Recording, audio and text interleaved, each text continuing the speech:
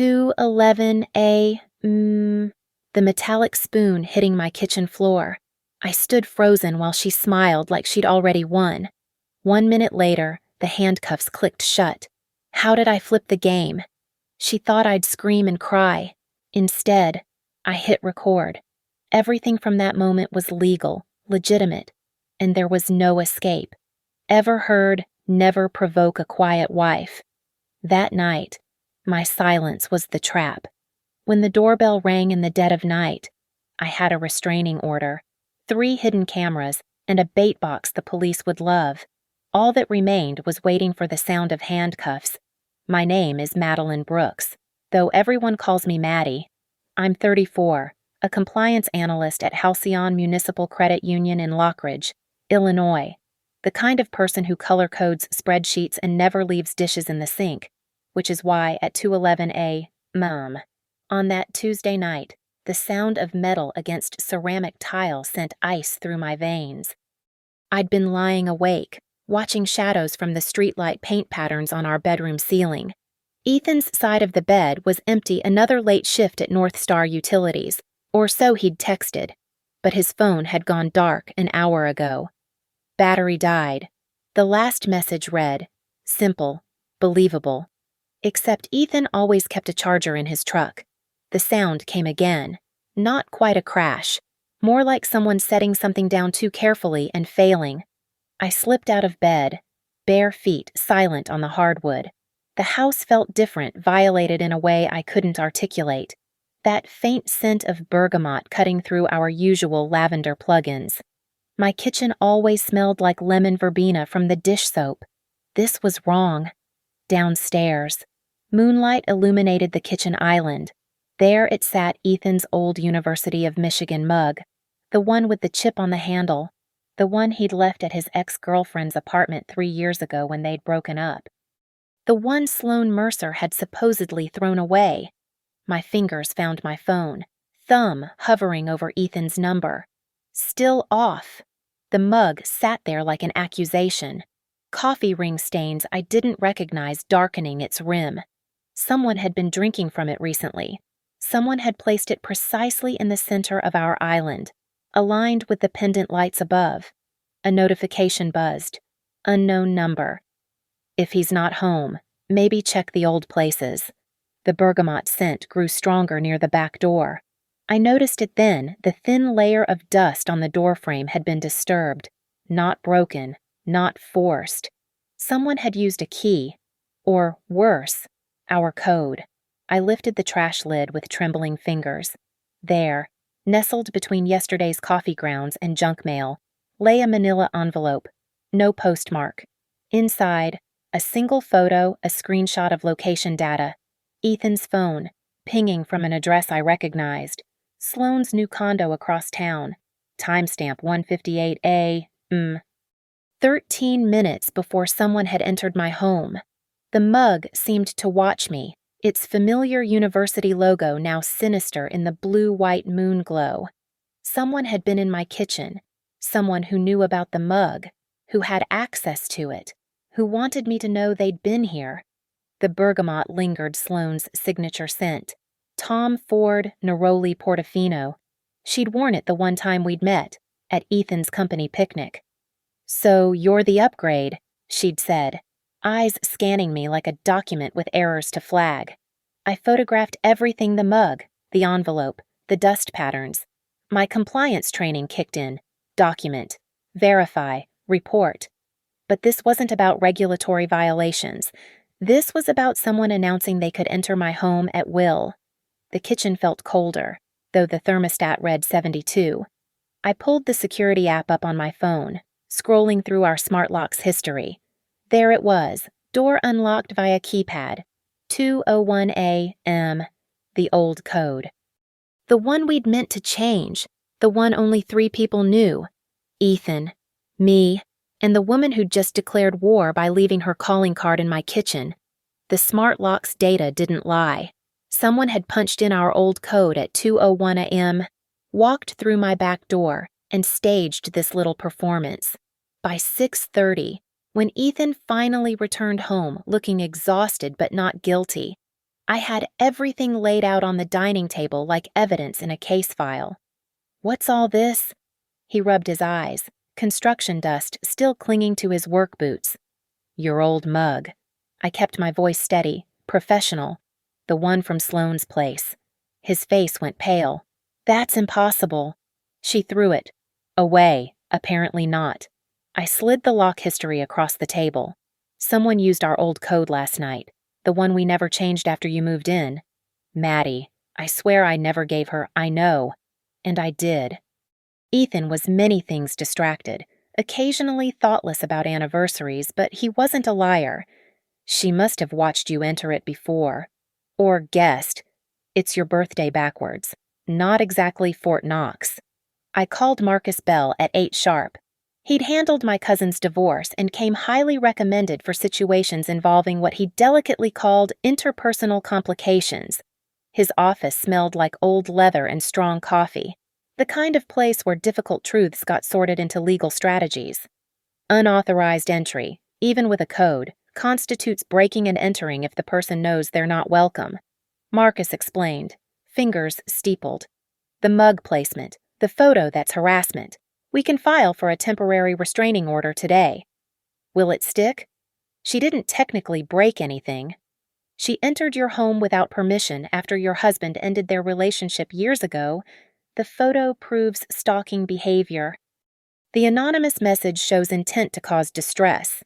He pulled out forms. Document everything. Every text, every sighting, every gut feeling with a timestamp. By noon, I'd filed the TRO petition. By 3, I was sitting in my home office with Devin Pike, a friend from college who'd pivoted from software engineering to freelance digital forensics. His laptop bag held more scanning equipment than a CSI van. The photo metadata is interesting, Devin muttered, enlarging the image on his screen. Shot on an iPhone 14 Pro, edited with the native app to add the timestamp overlay. But here's the kicker. He pointed to a string of numbers. GPS coordinates embedded in the original. Shelby Park, Lot C. Taken from inside a vehicle. Shelby Park, where Sloane ran every morning. According to her very public Instagram, she'd been sitting in that parking lot at 1:45 a.m., watching my husband's location before driving to my house. My phone buzzed. Tessa Lang, our neighbor. Hey, weird question. Your security cam caught someone at your back door last night around 2. I only ask because my new doorbell cam picked up the same person leaving, and they stood on your porch for like 3 minutes just breathing. Sending you the clip. The video loaded slowly, each pixel forming a clearer picture of premeditation. There she was, Sloane Mercer, in dark athletic wear, standing at my back door. The timestamp read 2:15 a.m. She wasn't trying to hide. She stood directly under the porch light, faced the camera, and took deep, deliberate breaths, like she was inhaling the very essence of my home, like she was claiming territory. In the final frame, just before she walked away, she smiled directly at the camera and mouthed something. Devin enhanced it, slowed it down. Mine first, he read aloud. She's saying mine first. I felt the hairs on my neck rise. This wasn't about Ethan anymore. This was about me.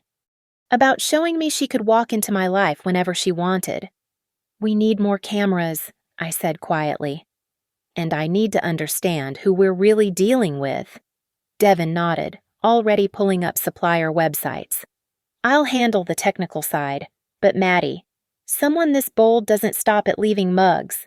The Lockridge Public Library had digital archives dating back 15 years. I spent my lunch break Wednesday diving deep into Sloane Mercer's past, and what I found made my skin crawl. 2 police reports, neither resulting in charges. The first from a Ryan Hutchinson in 2019 stalking complaints. Mysterious damage to his new girlfriend's car, threatening messages from spoofed numbers. Case closed due to insufficient evidence. The second from a Derek Zhao in 2021 similar pattern, but with an escalation. His fiancée had received deepfake pornographic images of herself sent to her employer. The IP traces went nowhere. She's careful, Detective Carla Ruiz observed when I brought her the printed records that afternoon. Her office at the Lockridge Police Department was cramped but meticulously organized. Never leaves fingerprints, digitally or literally, but patterns don't lie. So she's done this before? Allegedly. Ruiz leaned back, studying me. The TRO went through this morning. Judge Matthews signed it. But women like Sloan, they see restraining orders as suggestions, not commands. What's your home security situation? I explained about the smart locks, the new cameras Devin was installing. She nodded approvingly but added, I'm flagging your address in our system. If you call, we respond code 2 immediate priority. Don't hesitate. That evening, while Ethan worked late again legitimately, I'd verified with his supervisor I met Devin at a coffee shop downtown. He'd done his own research. Sloan Mercer, 35, born in Naperville to money. He read from his tablet.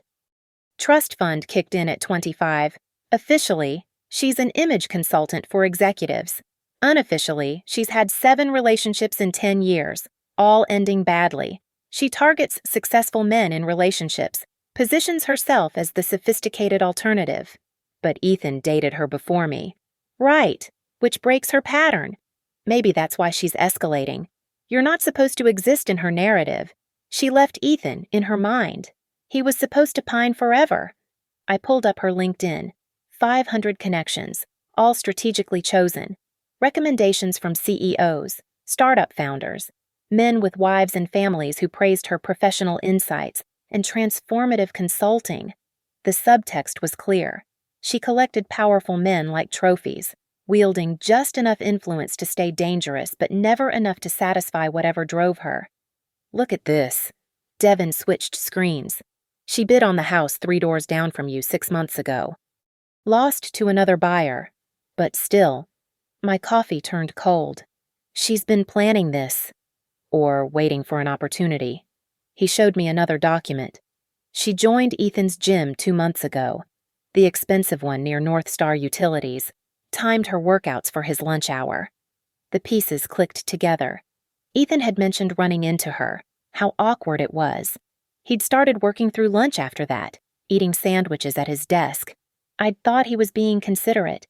Now I realized he'd been avoiding her. My phone buzzed.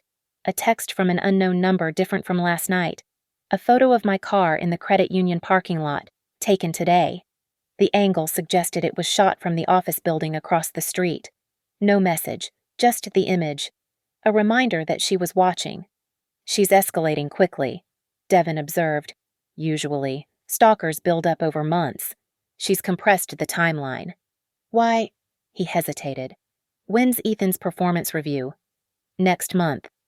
He's up for senior project manager. Why? I stopped. Of course. A promotion meant stability. Meant we might start the family we'd been discussing. Meant Ethan was moving forward in ways that didn't include her. Another text arrived. This time, a screenshot of a reservation at Chez Laurent, the French restaurant where Ethan had proposed to me. Table for 2, under Sloane's name, for tomorrow at 8 p.m., the same table where we'd gotten engaged. She's studying your life, Devin said quietly, learning what matters to you so she can contaminate it. I thought about the bergamot scent still lingering in my kitchen, how I'd had to throw away all our dish towels because they'd absorbed her perfume, how I'd found myself checking locks obsessively, jumping at shadows. Then it's time I studied hers, I replied, screenshotting everything, and figured out exactly what kind of trap a woman like Sloane can't resist walking into. Thursday morning, I transformed my kitchen into a perfectly legal trap. Devin arrived at 7 a.m. with a duffel bag of equipment that would make any surveillance expert jealous. Everything we did was by the book. Marcus had provided a detailed list of what was permissible for protecting one's home in Illinois. First camera goes here. Devin pointed to the dead spot where the overhead lights created a shadow. Completely invisible, motion activated, uploads directly to the cloud. Second one behind the coffee maker, angled to catch anyone approaching the island. The third camera was his masterpiece, a micro lens installed beneath the refrigerator's water dispenser. reflecting off the stainless steel to capture the back door. Anyone entering would be filmed from 3 angles. No blind spots. Audio recording. I asked. Voice-activated system. He confirmed, installing the device inside a decorative bowl. Illinois is a 2-party consent state for conversations, but this only triggers on loud sounds or voices perfectly legal for security purposes in your own home. The centerpiece of our trap sat on the counter, a simple wooden box, the kind sold at craft stores for recipe cards. Inside, we placed an old SSD drive from my computer, loaded with harmless but official-looking files watermarked with microscopic tracking codes. Devon's stroke of genius was the UV reactive powder, invisible to the naked eye, but impossible to wash off completely for 72 hours. It's the same stuff they use in banks for bait money, he explained, carefully dusting the box's lid. Completely safe, but it'll mark anyone who touches it. Shows up like a Christmas tree under blacklight. Marcus arrived at noon to review our setup. Everything needs to be defensible in court, he reminded us, checking each camera placement against his notes. No hidden recordings of conversations, no entrapment, nothing that suggests you're inviting her in. What about the door codes? I asked. Perfect question. He smiled like a professor whose student had just grasped a complex concept. Change the front door code, notify Ethan, document it, but leave the back door on the old code. If she enters using information she shouldn't have, after receiving the restraining order, that's criminal trespass with intent. We spent the afternoon on details. I sent Sloan a formal email through Marcus's office, attaching the TRO and explicitly stating she was not welcome at my property. The read receipt came back within minutes. She'd opened it, legally acknowledging the restriction. Ethan came home early, looking haggard. I got called into HR today, he said, slumping at the kitchen table, carefully avoiding the bait box. Someone sent them an anonymous tip that I was having an inappropriate relationship with a subordinate. You don't have any subordinates. That's what saved me. But Maddie, if I get this promotion, I will. She's trying to sabotage. I know. I showed him the camera setup, the precautions we'd taken. She's going to escalate. Marcus says stalkers like her can't resist provocation. They need to prove they're in control. This feels like we're waiting for a bomb to go off.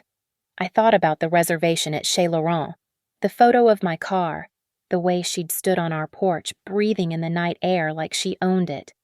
No, we're giving her enough rope. There's a difference. That night, we rehearsed. If she came, I wouldn't confront her immediately.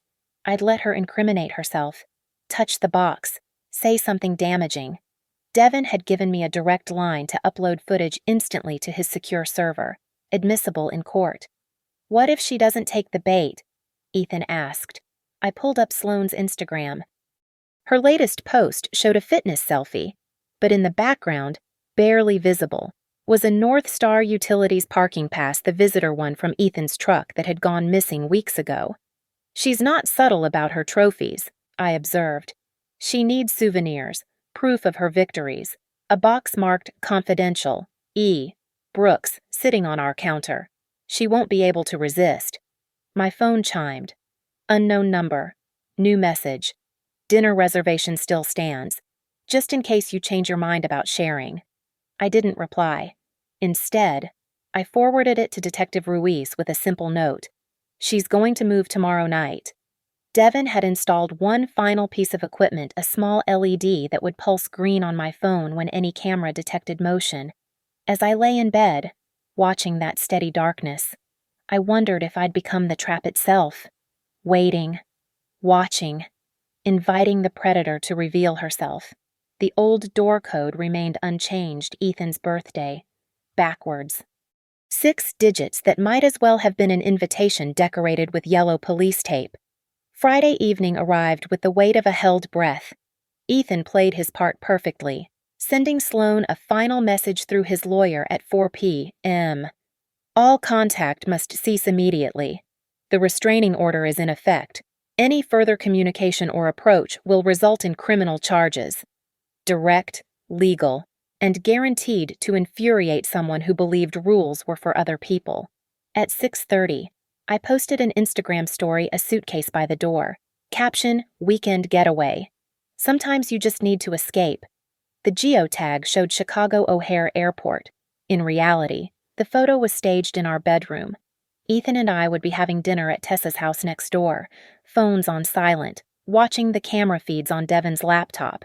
I left the kitchen lights on their dimmer setting. 20% brightness enough to navigate, not enough to see clearly from outside. The bait box sat precisely where we'd placed it, looking like something I'd forgotten to put away. Through the window, it would appear valuable, mysterious, irresistible.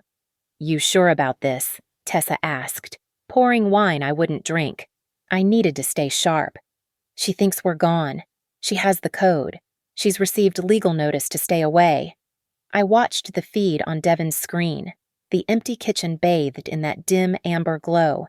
"If she comes tonight, it's premeditated." 9:47 p.m. Nothing. 10:15. A cat triggered the back garden sensor. 11 p.m. Ethan squeezed my hand. Maybe she's smarter than... The LED on my phone pulsed green. On screen, a shadow moved past the back window. Slow, deliberate. The figure wore dark clothing, hood up, but that walk controlled. Almost floating was unmistakable. Sloane had arrived. 1:41 a.m. The shadow circled the house twice. She was checking for cars, for signs of life. The neighbor's dog didn't bark. She must have brought something to keep it quiet. Professional. Practiced. 1:58 a.m. The back door's keypad illuminated. 6 beeps, barely audible through the audio feed. The lock disengaged with its familiar click. She pushed the door open slowly, testing for alarms. When none sounded, she stepped inside my kitchen. The cameras captured everything in crystal clarity. Sloane pulled back her hood, revealing her face clearly. No mask, no attempt to disguise herself. She wanted me to know it was her. The bergamot perfume would be filling the space again, marking territory. She moved straight to the island, drawn to the box like it was magnetized. Her gloved fingers traced its edges, and I watched the invisible powder adhere to the leather. She lifted the lid carefully, eyes widening at the SSD inside. "Finally," she whispered, loud enough for the audio to capture. "Should have been mine anyway." She pocketed the drive, then did something unexpected. She opened my refrigerator, removed the orange juice, and took a long drink directly from the carton before replacing it, claiming space, leaving DNA, showing she could contaminate anything she wanted. The kitchen drawer slid open next. She rifled through it, pulling out the spare house key we kept there. Into her pocket it went, along with a photo from the refrigerator Ethan and me at his company picnic, the one where we'd met her. 2:11 a.m. She stood in the center of my kitchen, inhaling deeply, that same ritual breathing from Tessa's doorbell camera. Then she spoke, clearly, directly to where she somehow knew a camera would be. "You can't keep what was never yours. Madeline, I'm taking back everything." She turned to leave, then stopped. From her pocket, she pulled out something small, placing it on the counter where the box had been. The camera zoomed automatically. It was a wedding ring. Not mine, which was on my finger. Not any I recognized. But the implication was clear. She was planning a future that didn't include me. 2:15 a.m. The back door closed with a soft click. The shadow melted back into the night. The kitchen stood empty, violated. Evidence scattered like breadcrumbs leading exactly where we needed them to go. "Did we get it all?" Ethan's voice was tight. Devon's fingers flew over his keyboard. 3 angles, perfect audio. UV powder transferred to her gloves. The SSD she took has a tracking chip that's pinging from her car right now. He looked up, grinning. We got her confession, her intent, and her location. I picked up my phone, thumb hovering over Detective Ruiz's direct number. The trap had worked perfectly. Now came the dangerous part, the confrontation we'd engineered but couldn't fully control. "Wait," I said, watching the ring glitter on my counter. "Let me turn the lights up first." I want her to see everything when she realizes she's been caught. I walked back into my kitchen at 2:23 a.m. Ethan and Devin staying at Tessa's to monitor the feeds remotely. The plan required me to confront her alone first, to get her most damning admissions before law enforcement arrived. My phone was already recording, uploading directly to Devin's server. The kitchen lights blazed to full brightness as I flipped the switch. The ring on the counter caught the light, throwing tiny rainbows across the violated space. I didn't have to wait long. The back door opened again. No knock. No hesitation.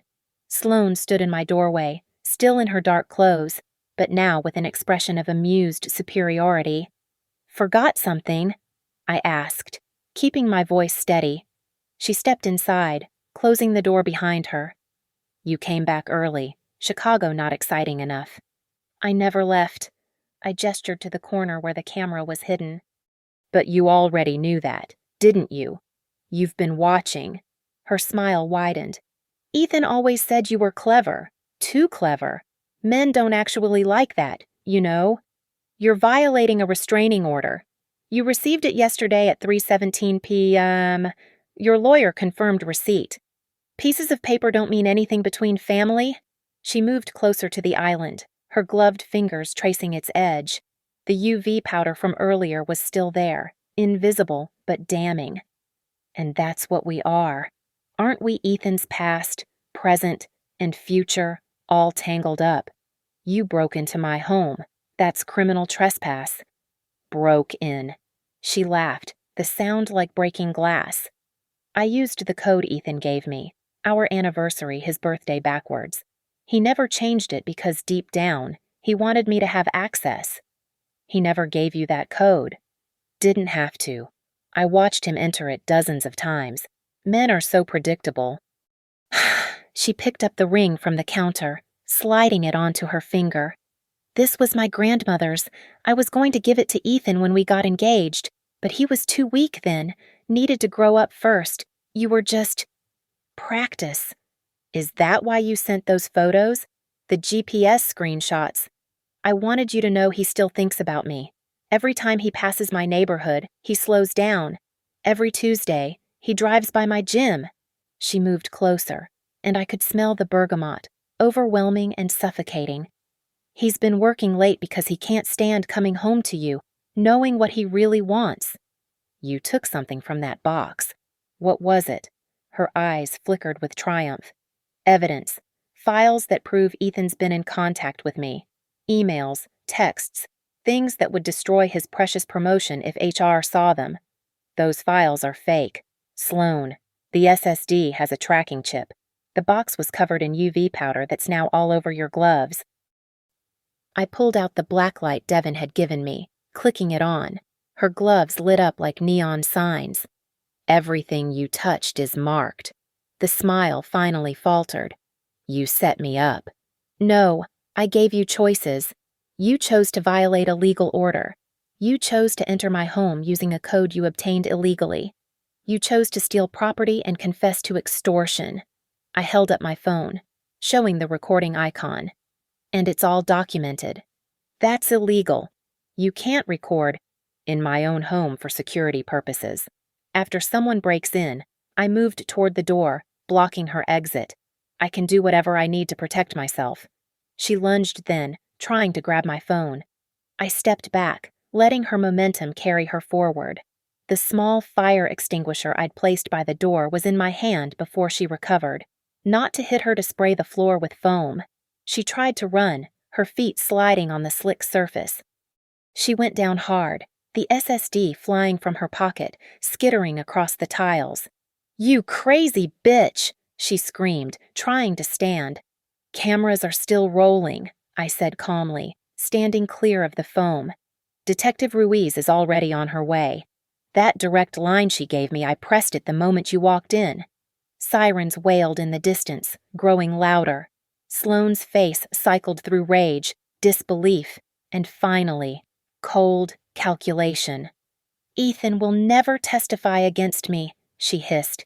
"He still loves—" He's watching this feed right now from next door, along with my attorney and a digital forensics expert. Wave to Ethan, Sloan. She turned toward the hidden camera, her expression crumbling as the sirens filled the air. Blue and red lights painted my kitchen walls. Lockridge police were coming in. The door opened. Detective Ruiz entered, hand on her service weapon, taking in the scene Sloan on the floor covered in UV reactive powder and fire suppressant foam. Me standing clear with my phone still recording, the stolen SSD visible on the tiles.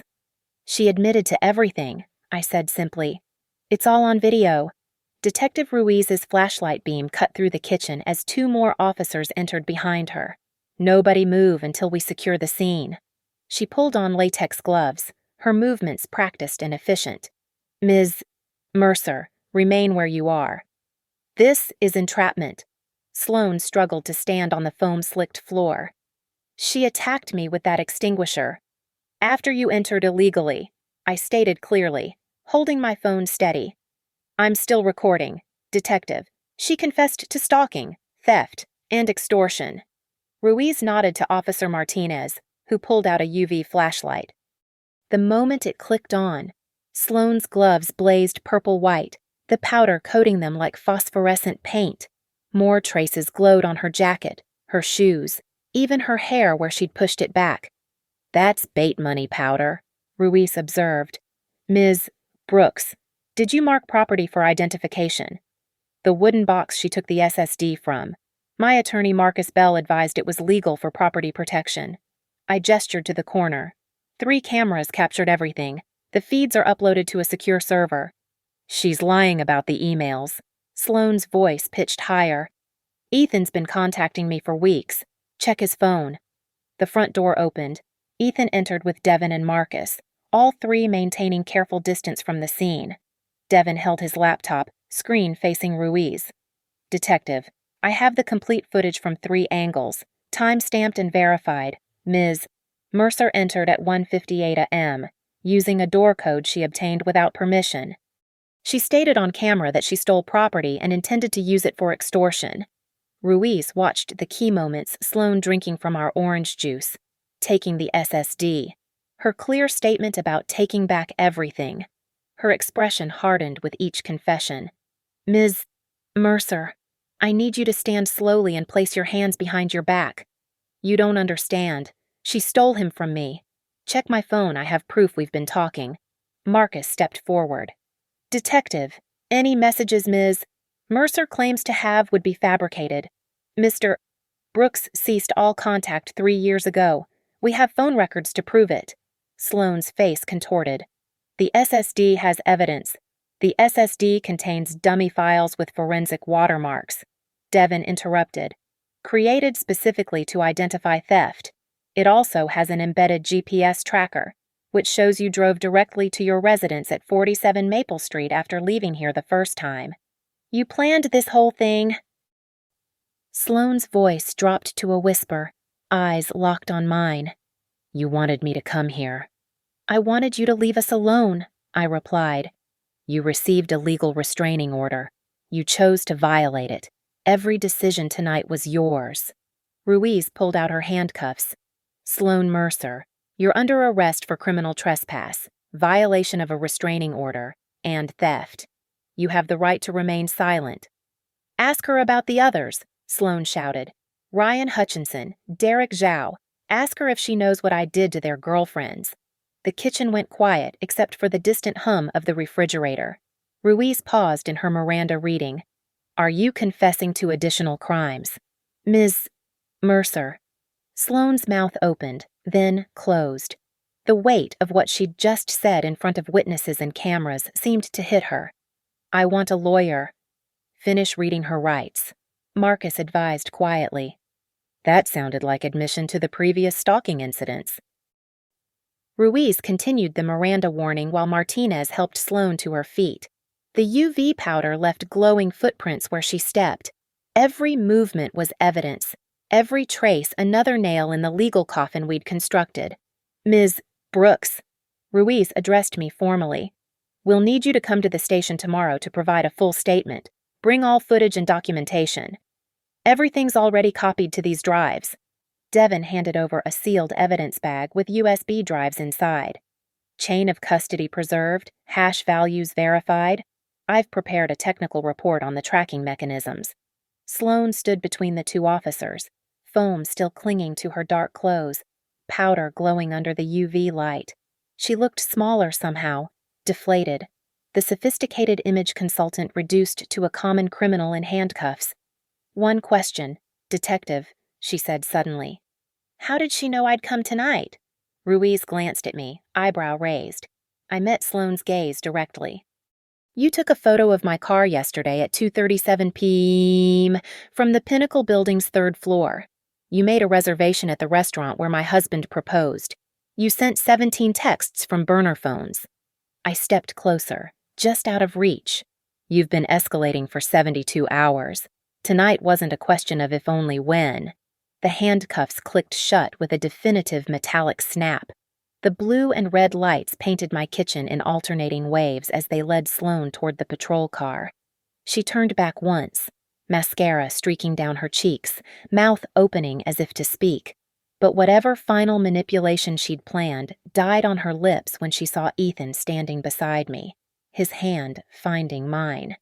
"Wait," Detective Ruiz said suddenly. She held up the evidence bag with the SSD. "Ms. Mercer, for the record, you stated this device contained communications between you and Mr. Brooks. Do you want to amend that statement?" Sloane's lawyer would probably tell her to stay quiet, but ego won over wisdom. "Check his work email. Tuesday nights. The messages are all there." Ethan pulled out his phone without hesitation, opening his work email. "Detective, you have my permission to review everything. There's nothing there because I haven't contacted her since 2021. "Then how did I know about the Riverside project?" Sloane's voice carried across the driveway. "The deadline changes. The contractor issues. You've been accessing my LinkedIn," Ethan said quietly. "I post project updates there. It's public information." The revelation seemed to break something in her. The sophisticated mask finally shattered completely, leaving just a woman who'd built her entire identity around controlling men who'd moved on. The officer guided her into the back seat, and I heard the definitive click of the door closing. Marcus touched my shoulder. "The charges will stick." With the video evidence, the UV powder, her confessions about prior victims, she's looking at minimum 18 months, possibly 3 years if the prosecutor connects the other cases.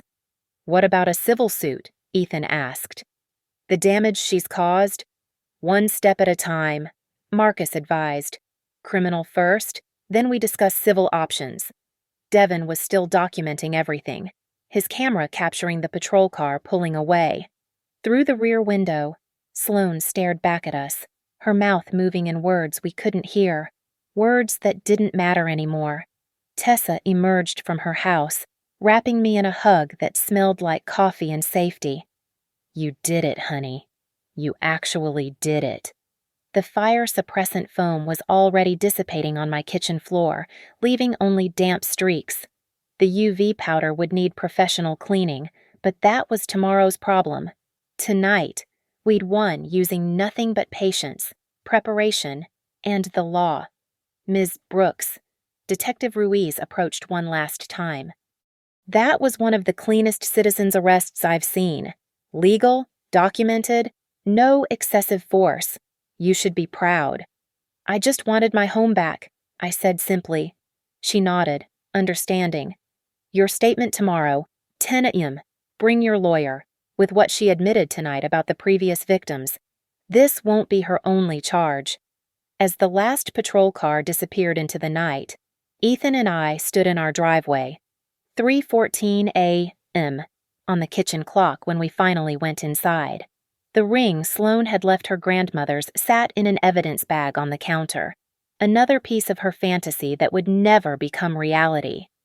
"Are you okay?" Ethan asked, pulling me close. I thought about it.